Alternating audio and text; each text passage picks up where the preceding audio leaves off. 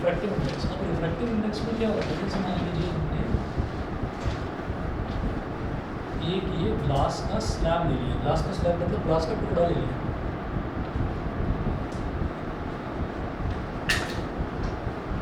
ये तो ग्लास है,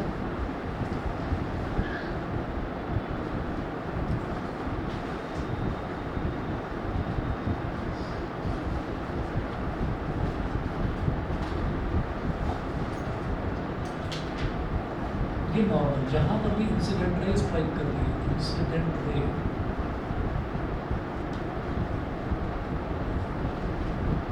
रे स्ट्राइक कर रही है। अब हमने रिफ्लेक्शन वाले चैप्टर में ये देखा था कि अगर लाइट रे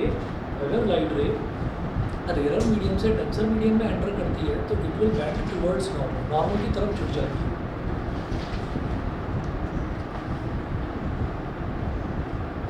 अगर देखते हैं कि ये मीडियम चेंज ना होता, एयर से ग्लास में लाइट रे ना जाती, यही लाइट रे ऐसे सीधी चली जाती,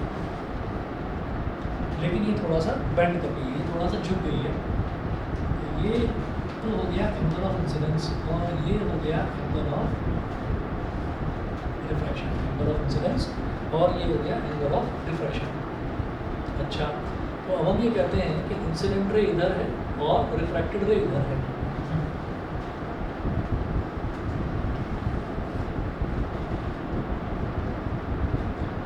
रिफ्रैक्टेड रे, ठीक है। अब एयर से ग्लास में हम जाए तो हम ये कहेंगे कि रिफ्रैक्टिव इंडेक्स अगर निकाला जाएगा तो रिफ्रैक्टिव इंडेक्स किस तरह से निकलेगा, देखिएगा।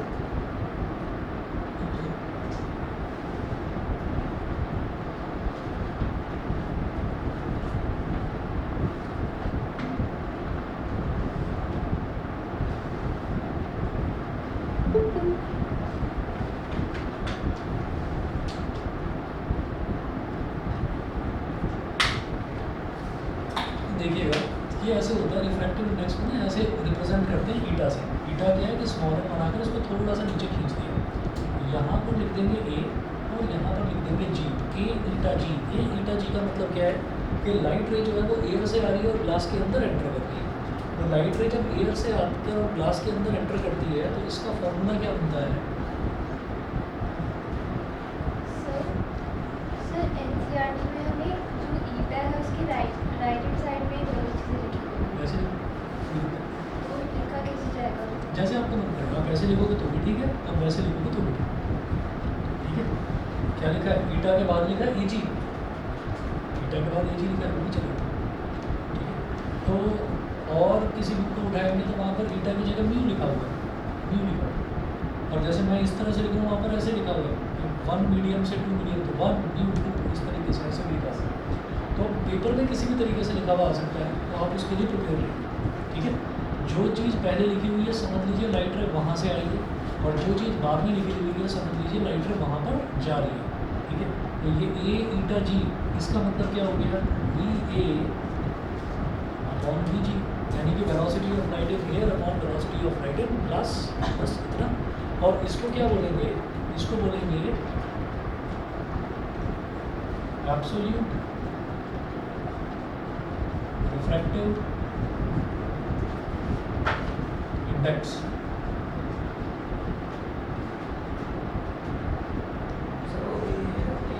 VA, velocity of light in air upon velocity of light in glass, VA upon VG। ये बोलिए क्लियर? अच्छा, आगे चलिए, एक मिनट वेट करें। तो जब भी हमारा फर्स्ट मीडियम एयर होगा, सेकंड मीडियम कुछ भी हो, फर्स्ट मीडियम अगर एयर है तो उसको रिफ्रैक्टिव इंडेक्स को बोला जाएगा absolute refractive index.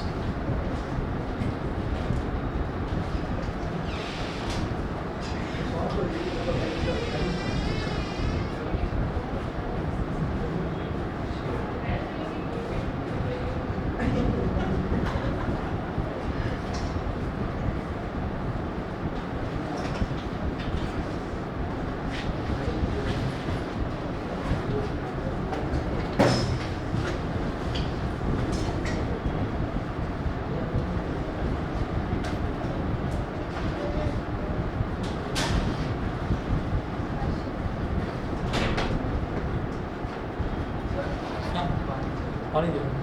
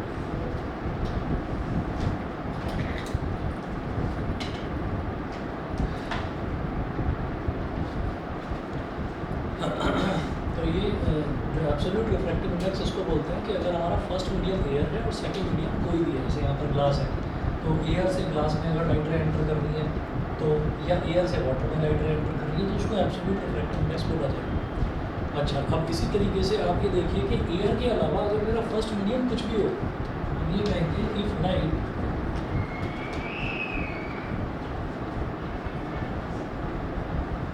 enters from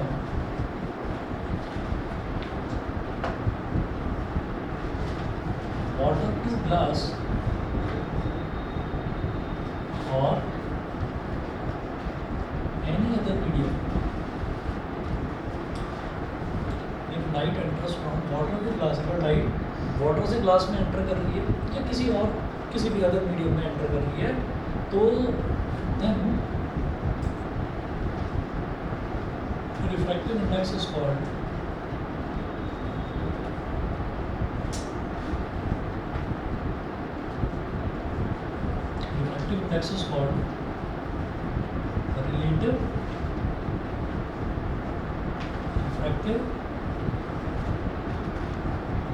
relative refractive index, relative refractive index, ठीक है, तो उसको रिलेटिव रिफ्रैक्टिव इंडेक्स कहा जाएगा।